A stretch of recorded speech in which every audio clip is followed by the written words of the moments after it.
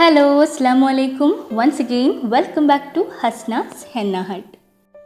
നമ്മൾ ഇന്നൊരു ബോട്ടിൽ ആർട്ടാണ് ചെയ്യാൻ പോകുന്നത്. അപ്പോൾ ഞാനിത് ഇവിടെ ബ്ലാക്ക് ബേസ് കോട്ട് കൊടുത്ത് വെച്ചിട്ടുണ്ട്. സ്പോഞ്ച് യൂസ് ചെയ്തിട്ടാണ് ചെയ്തേക്കുന്നത്.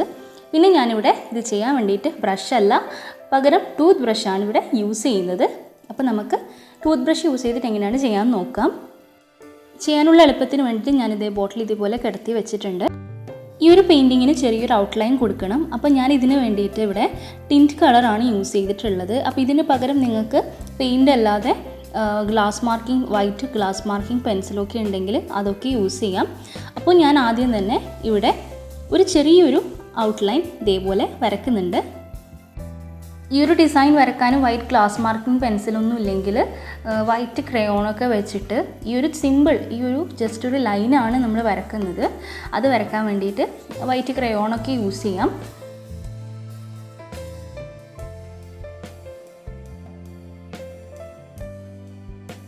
നിങ്ങളുടെ അടുത്ത് ഏതൊക്കെ കളേഴ്സാണോ ഉള്ളത് അതൊക്കെ ഓരോ ഡ്രോപ്പായിട്ട് നമുക്കിവിടെ ഒട്ടിച്ചു കൊടുക്കാം.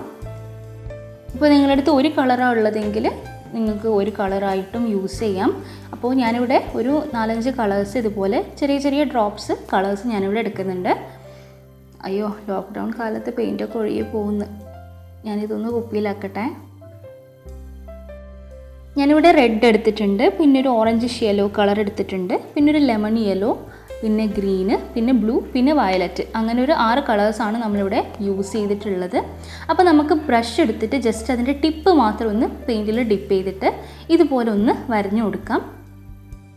ഫസ്റ്റ് തന്നെ ഞാനിവിടെ റെഡ് വെച്ചിട്ടാണ് ഇതേപോലെ ഒന്ന് ചെറിയൊരു പോർഷൻ ബ്രഷ് ചെയ്ത് കൊടുക്കുന്നത്. അപ്പോൾ ഓരോ പ്രാവശ്യം ഓരോ കളർ ചേഞ്ച് ചെയ്യുന്ന സമയത്ത് നമ്മൾ വെള്ളം വെച്ചിട്ടൊന്ന് നന്നായിട്ട് ബ്രഷ് കഴുകണം. അതിന് ശേഷമായി നെക്സ്റ്റ് കളർ യൂസ് ചെയ്യാൻ പാടുള്ളൂ. ഇപ്പോൾ ഒരു കളർ മാത്രം വെച്ചിട്ടാണ് ചെയ്യുന്നുണ്ടെങ്കിൽ അതിൻ്റെ ആവശ്യമില്ല. പക്ഷേ കുറേ കളേഴ്സ് യൂസ് ചെയ്യുന്നുണ്ടെങ്കിൽ ഇതുപോലെ ഇടയ്ക്കിടയ്ക്ക് നമ്മൾ ഓരോ കളർ ചേഞ്ച് ചെയ്യുന്നതിന് നമ്മൾ ബ്രഷ് കഴുകണം.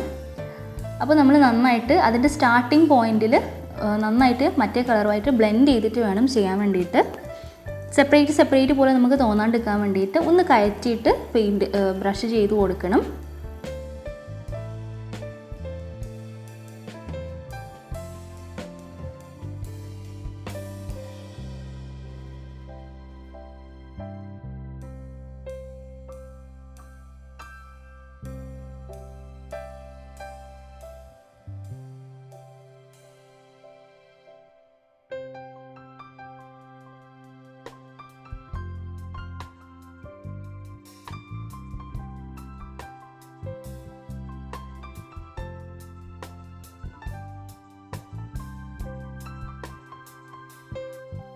ലാസ്റ്റ് പോർഷൻ നമ്മൾ ഇതുപോലെ ബ്രഷ് ചെയ്യുന്ന സമയത്ത് ഒന്ന് അതിൻ്റെ ടിപ്പ് ഒന്ന് താഴേക്കായിട്ട് ഒരു കൂർപ്പിച്ച പോലെ നമുക്ക് ചെയ്ത് കൊടുക്കാം, അതിൻ്റെ ഒരു എൻഡിങ്. അപ്പോൾ അവസാനം നമുക്കൊരു തൂവൽ പോലെ കിട്ടിയിട്ടുണ്ട്.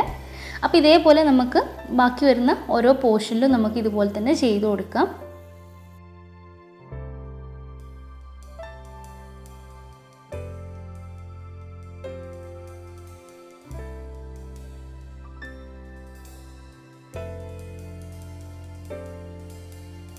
അപ്പോൾ ബോട്ടിലിൻ്റെ ചുറ്റിനും നമ്മൾ ഇതുപോലെ ചെയ്ത് കൊടുത്തിട്ടുണ്ട്. ഇനി നമുക്ക് ചെറിയൊരു പണിയും കൂടി ബാക്കിയുണ്ട്.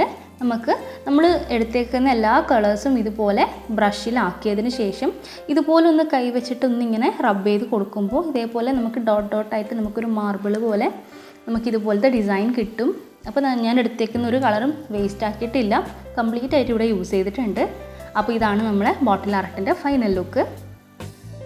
5-10 മിനിറ്റ് കൊണ്ട് നമുക്ക് സിമ്പിളായിട്ട് ചെയ്തെടുക്കാൻ പറ്റിയൊരു ബോട്ടിൽ ആർട്ടാണിത്. അപ്പോൾ കാണാനും നല്ല ഭംഗിയുണ്ട്. അപ്പോൾ ബ്രഷ് ഇല്ലാത്തവർക്കും ഇതൊരു യൂസ്ഫുൾ ആയിരിക്കും എന്ന് എനിക്ക് തോന്നുന്നു. അപ്പോൾ നിങ്ങളും എന്തായാലും ഇത് ട്രൈ ചെയ്ത് നോക്കണം. നിങ്ങളുടെ ഫീഡ്ബാക്ക് കമൻറ്റ് ബോക്സിലൂടെ തന്നെ അറിയിക്കണം. അതുപോലെ നിങ്ങളുടെ സജഷൻസും എന്നെ കമൻറ്റ് ബോക്സിലൂടെ അറിയിക്കുക. പിന്നെ നിങ്ങൾ ട്രൈ ചെയ്തിട്ടുള്ള നിങ്ങളുടെ ക്രിയേറ്റീവ് വർക്ക്സ് എനിക്ക് ഇൻസ്റ്റ വഴിയോ ഫേസ്ബുക്ക് വഴിയോ അയച്ചു തരാം. അപ്പോൾ ഞാൻ എൻ്റെ വീഡിയോസിൻ്റെ ലാസ്റ്റിലായിട്ട് അത് കാണിക്കുന്നതായിരിക്കും. പിന്നെ ഇന്നത്തെ വീഡിയോ നിങ്ങൾക്ക് ഇഷ്ടമായിട്ടുണ്ടെങ്കിൽ ലൈക്ക് ചെയ്യുക. ക്രാഫ്റ്റ് ഇഷ്ടപ്പെടുന്ന കൂട്ടുകാർക്ക് ഇത് ഷെയർ ചെയ്ത് കൊടുക്കുക. പിന്നെ എന്ന് പറയുന്നത് പോലെ don't forget to subscribe. And thanks for watching my video. Thank U.